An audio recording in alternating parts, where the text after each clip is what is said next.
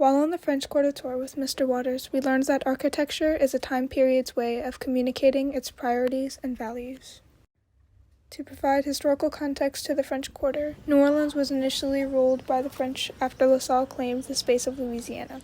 After the French and Indian War, or the 7-Year War, the French lost Louisiana and gave it to Spain. Later on, the Spanish would sell Louisiana and other territory to the Americans with the Louisiana Purchase. Louisiana being shifted back and forth between France and Spain influences architecture.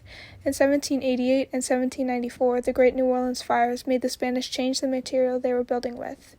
All of the buildings in New Orleans, except for 2, were made after 1788 because of the fires.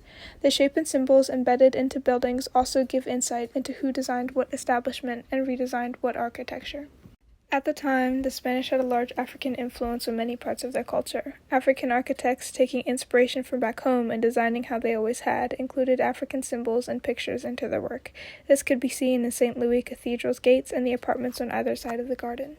Another interesting point Mr. Waters told us to pay attention to was the placement and prices of certain statues, buildings, historical artifacts, and religious pieces.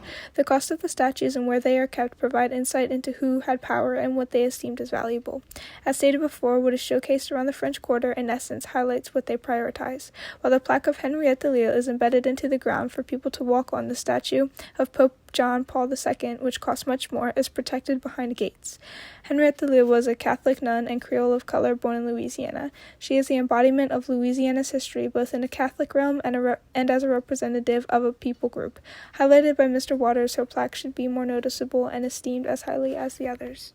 Another example of a statue unnecessarily protected is that of Edward Douglass White. While his statue was just recently taken down because of his racist work in supporting segregation in the Confederacy, the statue is still on display inside of the Louisiana Supreme Court.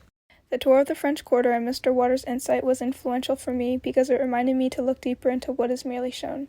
There are hidden meanings and subtext within everything we are visually consuming. Without doing further research with Mr. Waters about certain buildings, statues, and symbols, I would not have understood that people show what they esteem without having to say it.